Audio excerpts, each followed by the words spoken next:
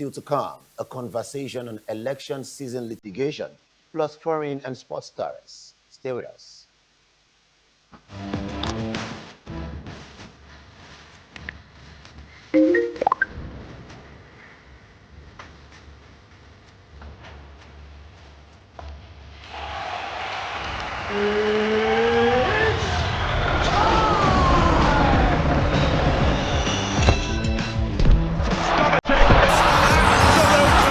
World class.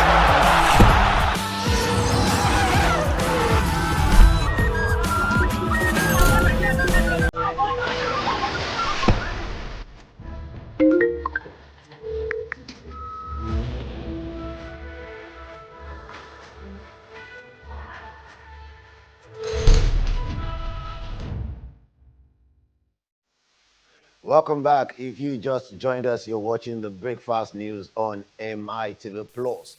With campaign season now in full swing across the country and legal disputes already shaping the political landscape in states like Oshun, we're taking a closer look at how litigation before and during elections actually affects the process. Joining me in the studio is Mr. Jide Ologun, lawyer and PR practitioner. Good morning, sir, Good morning. and good to have you with us today. Thank you. It's my pleasure. So, I know many people would say, okay, I used to introduce you as Barrister Jide Ologun and now Mr. In fact, let's pick it from there. How does it feel, having your introduction without the barrister with the situation at hand, in recent times? It makes no difference, and it's just a way of also reconfirming what is professional, right? Because when you are called to the bar, you are called to the bar as both barrister and solicitor of the Supreme Court of Nigeria. And I had mine in 1989, so it's been long enough. And the position is that the barrister is a description of your functions. And it's even like having one wing of the eagle because the other wing is being a solicitor. So And it takes nothing away, you so, know. on a lighter note now, Yes. I saw a social commentator say, okay, let's leave the barrister for the CQI in the barrister. All right, now, so let's start broad now. We've seen this play out already this cycle. Party legitimacy disputes, arrest of political actors, allegations of security agencies losing their neutrality. From a legal standpoint now, how much can litigation reshape the outcome of an election, once campaign is underway? It has become more difficult for judicial intervention to manage the affairs of political parties, even though INEC has some discretions. And I will start from the Section 83 of the Electoral Act as amended 2026, which forbids judicial intervention in matters that are considered family affairs of the parties. And some decisions have been rolled out to say you don't interfere, even though that is not to say that the court has no power when those activities run foul of the provisions of the Constitution or the Constitution of the party. But as a blanket rule, the family affairs of the parties are now left to them. But the surprise some of us have is that despite that provision of the Constitution, you see some of them running to court, and some have been, fired back from the court to say you should know the right thing to do. For instance, you must have witnessed the case of ADC. At a time, INEC had to register David Mark and Aregbesola as leaders of the party. At the time, the court said no, you reinstate them.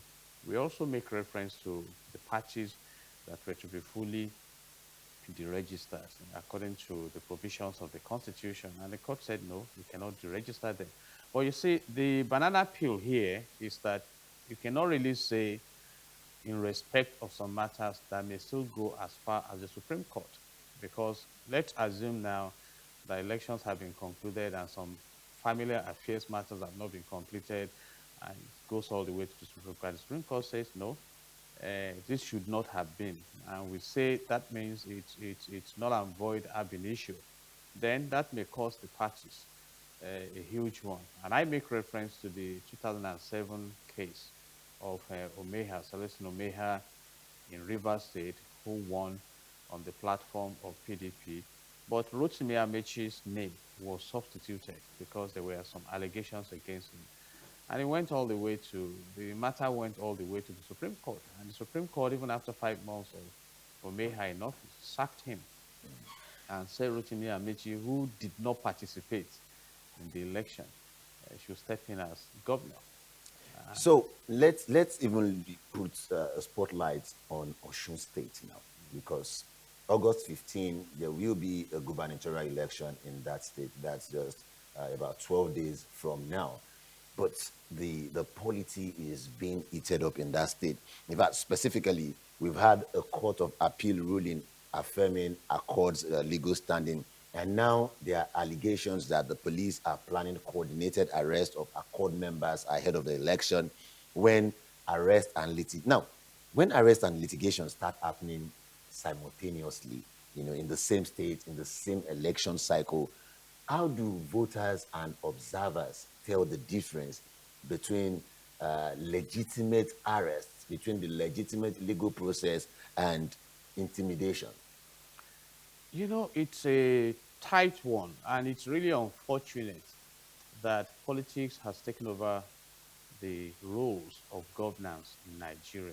And let me say this, it's not a new phenomenon. As far back as the First Republic, you recall the Operation Wedge. Yeah. So the political activities in Nigeria have taken desperate dimensions from the past.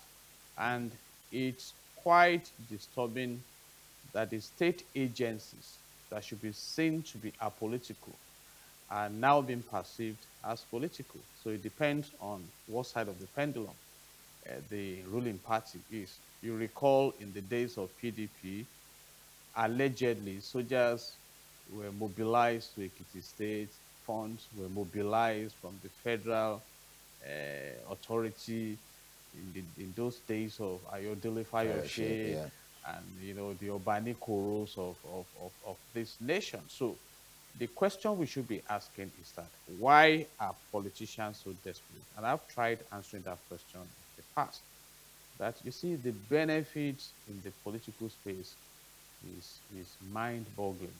Like a friend of mine said, he said it's a luxurious It's more than luxurious.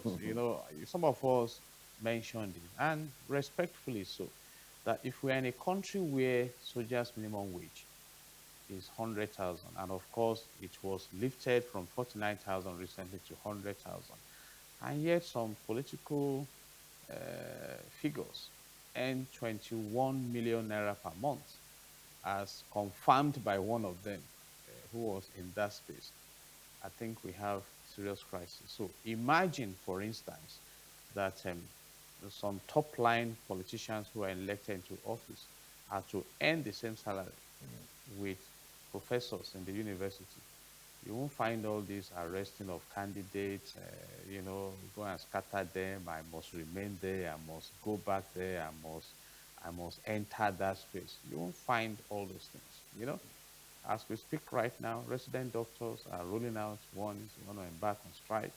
Lecturers are still asking that, several issues. So I think it's what has been apportioned to the political space in Nigeria in terms of privileges and benefits needs to be tamed down. Otherwise, we continue like this. Because I've said it over the years, and I'm talking of more than 15 years now, that if the energy you find in politicians when elections are coming is engaged to deal with the problems of the land, by today, Nigeria should be the third richest country in the world. And I have also mentioned that there are three major levels of concerns in election, talking of interest: the national interest, the party interest, and the self-interest. And the self-interest is the main driver. And that is why you find many politicians migrating from one party to the other. Even though now that is being corrected by the amendment of the Electoral Act. If you look at Section 77, Sub 5 of the amended Electoral Act 2026. It has stopped, in a way, tried to stop this defection, because if a party has submitted the list, it's only the names of those who are on that list that can vote and be voted for. So if unfortunately you think that you have not been served rightly and you want to jump to another party, you may not find oxygen there. So those are issues. So by and large, I suggest that we should migrate from politics to governance. And you, you can compare some countries of the world. In the UK, a prime minister will resign And go back to because his there day is no job. big deal in being in that space. In fact, you are under an amplified scrutiny for being in that parliament. So you want to joyfully jump out, and because it's of service. There's And I no think special what really privilege. interests me from that climb you made reference to is the fact that when they leave that position, they go back to their day jobs like nothing happened.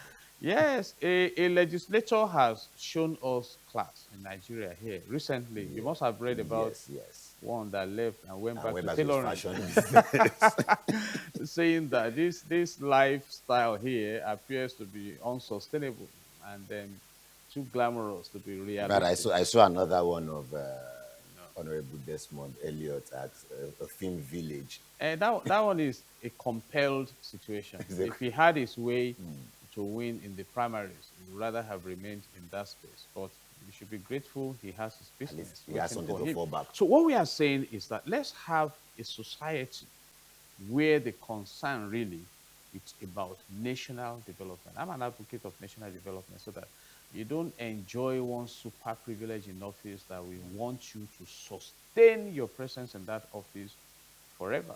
And I say that it's only God that won't leave office. So I want people in office to prepare the society as an enabling environment for all, so that whether you are in office or out of office, like I mentioned the case of UK, you have access to the basic amenities and you can live, you know. Now, there is also a broader pattern here. I'm taking us back a bit now to litigation and elections, how they affect each other. Nigeria in elections almost come with pre-election and post-election litigation. Does this reflect a functional and healthy legal system that people can trust enough, that parties can trust enough? Or does it just reflect deeper structural problems in how we conduct our elections? Thank you very much. That's a brilliant question.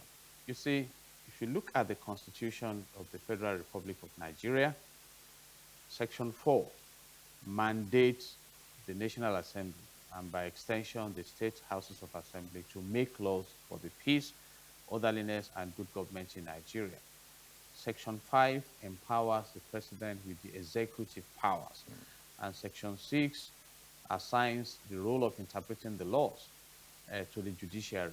And let me say this, if the politicians don't come to the judiciary won't force them into litigations, you see? So when people say it's the judiciary that decides, I totally disagree with that.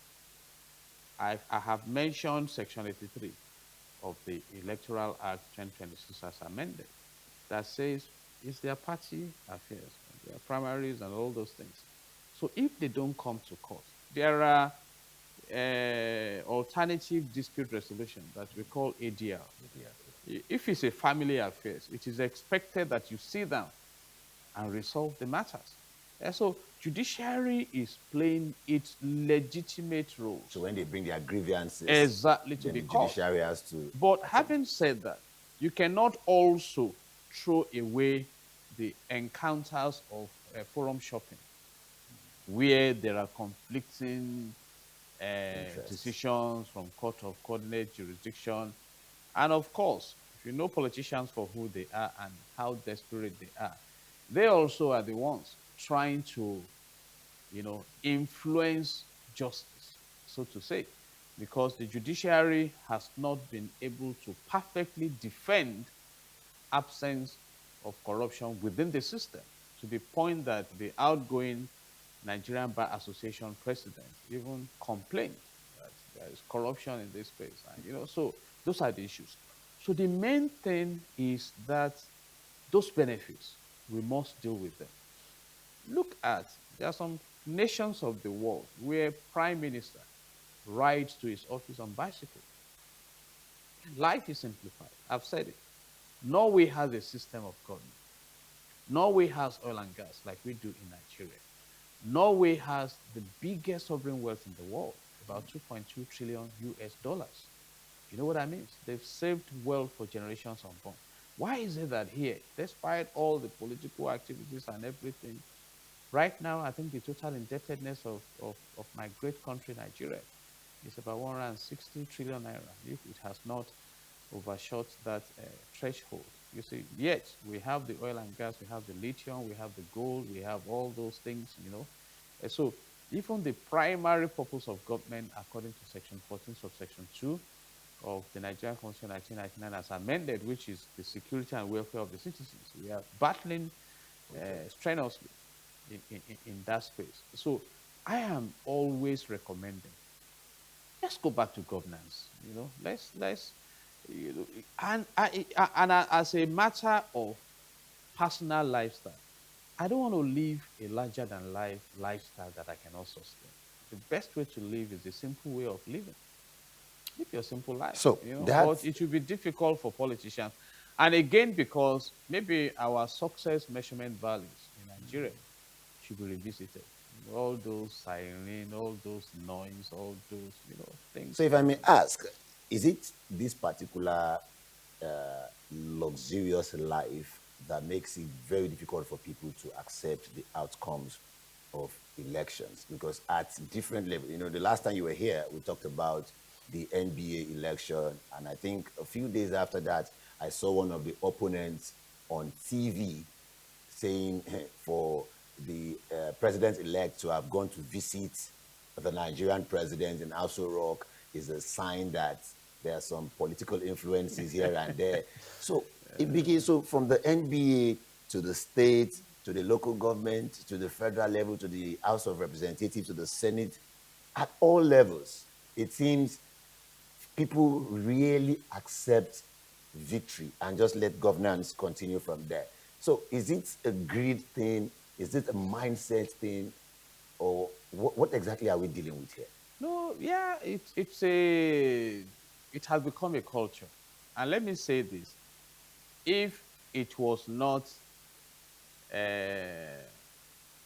Mrs. Oyinkansola Badejo Okusanya that won the Nigerian Bar Association election, the winner also would have gone to the president's. She went to the president's wife because that's what we call breaking the glass ceiling in human resource management. This gender victory, because she's the second female to lead the Nigerian Bar Association, though the first to be so elected.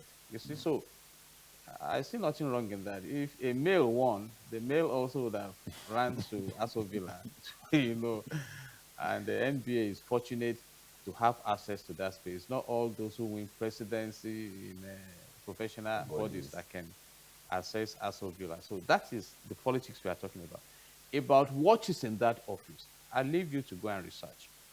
But I've dropped my statement on the table here. There are some offices in Nigeria, particularly political offices, because the Nigerian Bar Association is not a political party. So you don't even expect that that should be. But I don't know.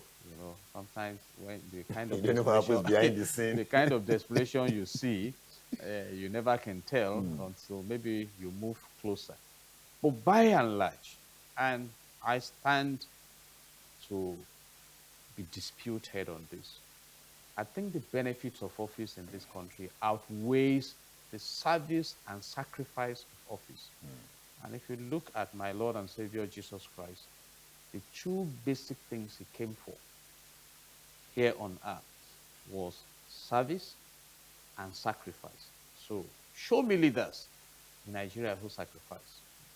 So you hear people talking about a minimum wage of 70,000 naira that doesn't even comply with the provisions of Section 16, sub 2D of the Nigerian Constitution 1999 as amended, that says that the government must provide reasonable living minimum wage, you know.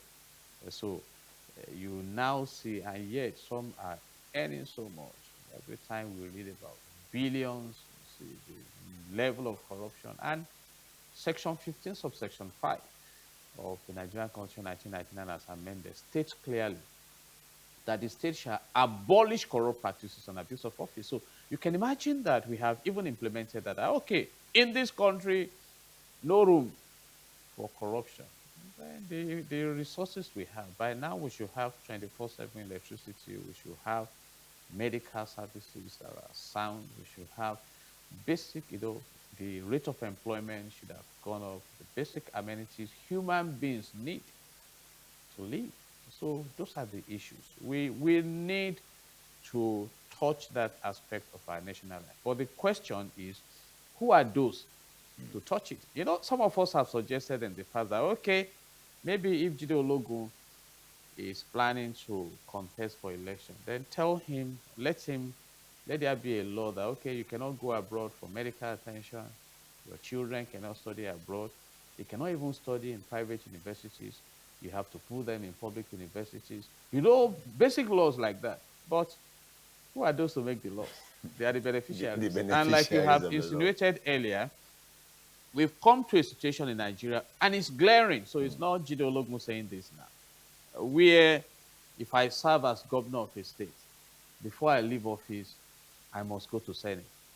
And as I'm in the Senate, I must be there for as long as I can sustain myself. And if by any chance I'm being forced to leave the Senate, then I must go as a minister or as this or that. We need to find out why. And while I'm doing all of that, I'm planting a prodigy Exactly. somewhere. We need to, we call them Nepo kids, Nepo kids to sustainability for the dynasty engagement in government. So we need to question the essence and purpose of having this government structure in Nigeria. Is it for service? Is it for sacrifice? Is it for national development? Or just to set up dynasties, And I suggest also, go and study the likes of Mahatma Gandhi, Lee Kuan Yew, Sheikh Zayed, the founding father of the modern UAE, Nelson Mandela, and then maybe Paul Kagame of Rwanda, even though some may not agree that it's a perfect example, but this man has transformed the economy of Rwanda. And I must appreciate what our present president and commander-in-chief of the armed forces is doing, stabilizing the economy and prompting some reforms that are claimed to be towards sustainability. But I also want to caution also that I should guide them and pilot them so well so that the majority of the citizens are not left behind. Because if you look at what Abraham Lincoln said about democracy, he stated clearly that it's the government of the people, by the people, And for the people. and for the people. So, as a final question for the ordinary voter watching us this morning, we are preparing for a major election in Oshun State, Nigeria as a whole, preparing for a major election in 2027.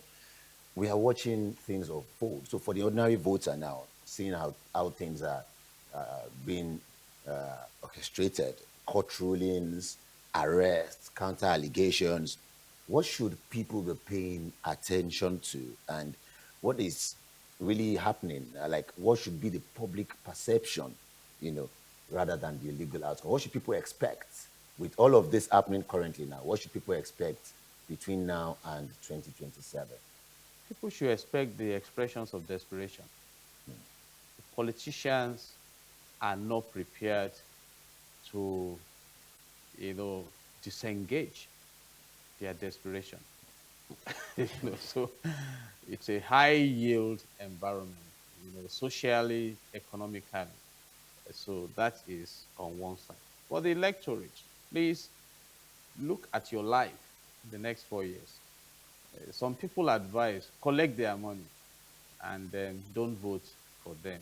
I will say no to that. I was telling a friend in my hometown, the Okakoko in capital of the world. I just came back from some celebrations there.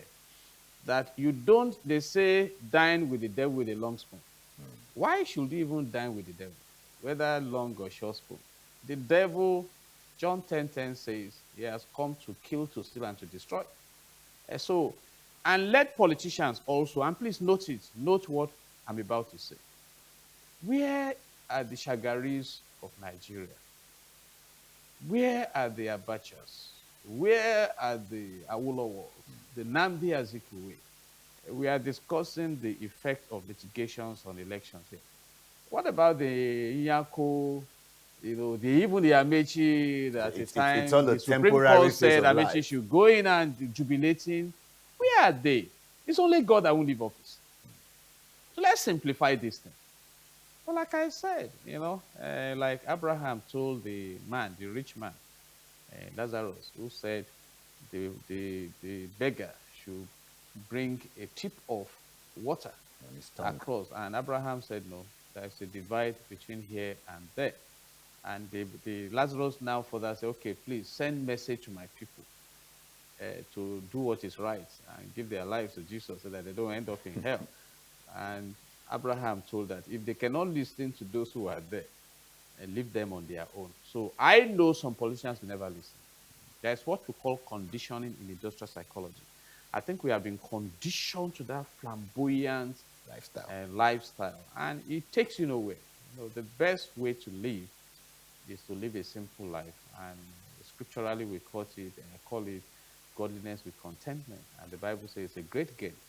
But so people cannot just be contented; they are used to it. Thank you so much, But Mr. Jide. we look forward to a developed country. By the grace of God, I've been to some countries of the world, and and some our leaders too have been there. So why they cannot replicate what they see there in Nigeria? People ask us those questions. Me, I don't know. Thank you so much, Mr. Jide Ologun Esquire. Thank you for joining us this morning. And I believe we've had a very robust discussion. Wonderful And one. for our viewers at home, I'm pretty sure they've been able to pick one or two things. So we do hope to have you on the program again. Thank God's you. grace. God bless Nigeria. All right.